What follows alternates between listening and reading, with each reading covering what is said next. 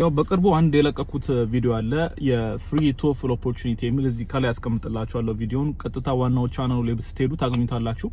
ምንድነው እንግዲህ የቶፍል ፈተና እንግዲህ በተለይ እንግዲህ ወደ ውጭ ሀገር ትምህርት የምታስቡ በስኮላርሺፕም ይሁን በሌሎች መንገዶች ለስራም ሊሆን ይችላል።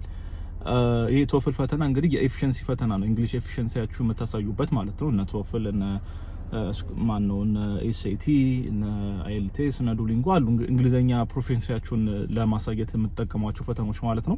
እና ቶፍልም እንግዲህ 4 ሴክሽን አለው። ስፒኪንግ አለው፣ ሪዲንግ አለው፣ ራይቲንግ አለው፣ እንዲሁም ነው ሊስኒንግ አለው። እና ይሄ ፈተና እንግዲህ በቻናሉ በደንብ ጠቅሷለሁ ቪዲዮ ላይ ማለት ነው። እንግዲህ ቻናላችን እያደገ ነው። አሁን ወደ 1600 ሰብስክራይበር እየደረሰን ነው። በዚህም በመጀመሪያ እናመሰግናለን።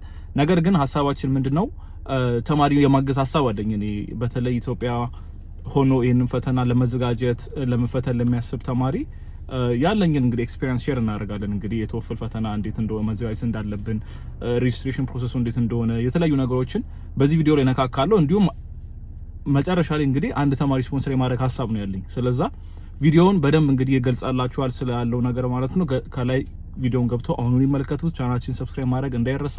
ገና እንሄዳለን። ገና 1600 ሰብስክራይበር ደርሰናል። ለዛ ሰብስክራይበር በጣም እናመሰግናለን። ቀጣይ ግን ገና ከፍ ይላል። ከፍ እያለ እንቀጥላለን በጣም ማለት ነው። ቴክ ፓስ ሀበሻ ሰብስክራይብ ማድረግ እንዳይረሳ። ይመቻችሁ።